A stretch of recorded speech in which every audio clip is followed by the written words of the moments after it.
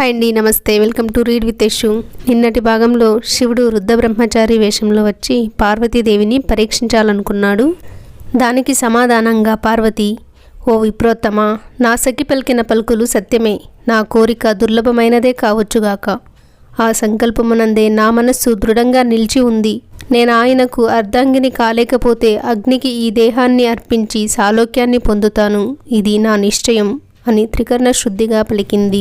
ఆమె పలుకులకు విస్మితుడైన శంకరుడు ఆమె ప్రేమకు పరీక్షగా ఇలా అన్నాడు. ఓ దేవి, నేనా మహాదేవుని బాగా ఎరుగుదును. ఆయన వృషభధ్వజుడు, భస్మలేపనుడు, జటాధారి, వ్యాఘ్ర చర్మాంబరధరుడు, కపాలధారి, భుజంగభూషణుడు, విషభక్షకుడు, విరూపాక్షుడు, విభీషణుడు, దిగంబరుడు, గృహభోగ విసర్జితుడు, భూత ప్రేత పరివేష్టితుడు. ఓ శుభాంగి, ఇక నువ్వు సముజ్వల కాంచన రథ సమారోహవు, కుంకుమ అగరు కస్తూరి చందన వాసితవు, వినీలకుంతలవు, దుకూల వస్త్రశోభితవు, లీలాశుకధారిణివి, రత్నభూషణోజ్వలాంగివి, బహువిధ రుచిరాన్న సంపన్నవు, సీమంత వీధి ముక్తాఫల సూత్రధారిణివి, సుందర మందహాస వదనారవిందవు, మౌక్తిక శోభిత కాంచన మేకలాన్విత తన్వంగివి, నానా రత్నశోభిత సౌధ ఉపరి చంద్రశాల విహారినివి, సుందర యువతీ జనశోభిత మనోహరివి. ఓ మంగళాంగి, పరస్పర విరుద్ధమైన అంశం గల మీ ఇద్దరి దాంపత్యం ఎలా కుదురుతుంది? దక్షపుత్రి అయిన సతీదేవి ఏం సుఖపడింది చెప్పు? నీ చర్య లోకవిరుద్ధంగా ఉంది.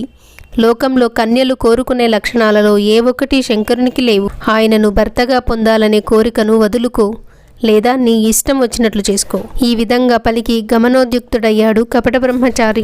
బ్రహ్మచారి నోట శివనిందను విన్న ఉమాదేవి నొచ్చుకొని సమాధానపూర్వకంగా ఇలా అంది. ఓ బ్రాహ్మణోత్తమ, వేదాధ్యయన సంపన్నుడవైన నీ నోటి నుండి అనుచిత వాక్యలను వినిన ఈరోజు దూషితమవుగాక.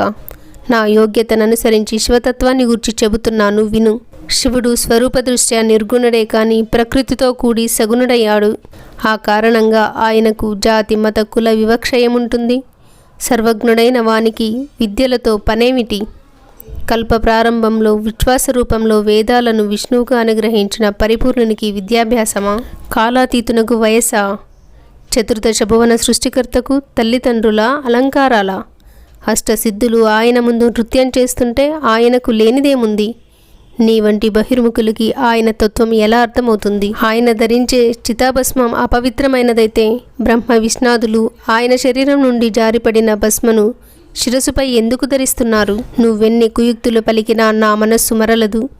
శివనింద చేసిన వానిని వధించాలి. బ్రాహ్మణుడవు గనక బ్రతికిపోయావు అని పలికి పార్వతి మనసులో శివుని ధ్యానించింది.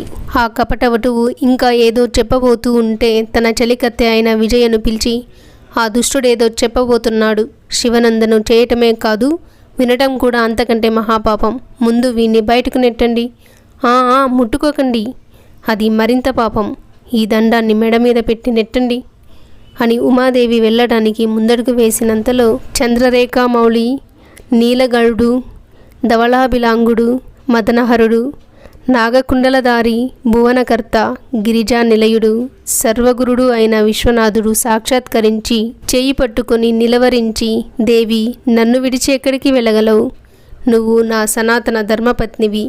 నీ తపస్సుకు నేను అమ్ముడుపోయాను, ప్రసన్నుడనయ్యాను. వరం కోరుకో. రా, నా నివాసమైన కైలాసానికి నాతో రా అని వరప్రదానం చేశాడు. గిరిజకు తపక్లేశం మాయమైంది. మహాసాధ్వి అయిన ఉమా సంతోషంతో వికసించిన కన్నుల గలది అయి ఇలా అంది. ఓ దేవదేవా, నువ్వు కృపాపరుడవైతే నన్ను వివాహం చేసుకో. నీ అనుజ్ఞ అయితే నేను నా పితృగృహానికి వెళతాను.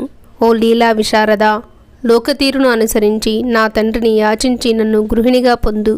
నా తండ్రి యొక్క గృహస్థాశ్రమాన్ని సఫలం చేయి. అతను నీ కోరికను తప్పక మన్నిస్తాడు. అలా చేసి లోకంలో ఒక వ్యవస్థను ఏర్పాటు చేసి నీ కీర్తిని విస్తరింపచేయి. గత జన్మలో నేను సతిగా అవతరించినప్పుడు మీరు యథావిధిగా వివాహ కార్యాన్ని నిర్వర్తించలేదు. నా తండ్రి అయిన దక్షుడు గ్రహపూజ చెయ్యలేదు. గ్రహాల విషయంలో అది పెద్ద పొరపాటైంది. కనుక అన్ని విషయాలలోనూ యథావిధిగా చెయ్యండి.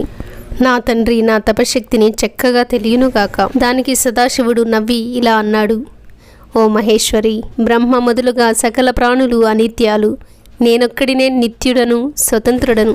అలాంటి నన్ను పరతంత్రుని చేశావు. నువ్వు ప్రకృతివి, మహామాయవు. గ్రహాలు, ఋతువులు అన్నీ ప్రకృతి స్వరూపమే కదూ. నీకంటే భిన్నంగా సృష్టిలో ఏమైనా ఉందా? నీ తపస్సు, నా సాక్షాత్కారం అంతా ప్రకృతి మాయ. మనమిద్దరం భక్తపరాధీనులం గనుక గుణభేదాన్ని బట్టి ఏర్పడిన కార్యభేదం అంతే. ఓ దేవి, నేను నీ తండ్రి వద్దకు భిక్షుకుడనై వెళ్ళి యాచించను. మహాత్ముడు, మహాపురుషుడు అయిన వాడు కూడా దేహి అంటే చాలు మరుక్షణంలో గడ్డిపరక కంటే కూడా తేలికవుతాడు.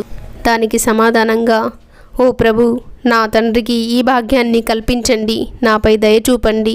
జన్మ జన్మలకు నేను మీ భార్యను, మీరు భక్త పరాధీనులు కదా, కరుణించండి అని ప్రార్థించగా సరే అని అంగీకరించి పార్వతీ విరహపీడితుడై శివుడు కైలాసాన్ని చేరుకున్నాడు.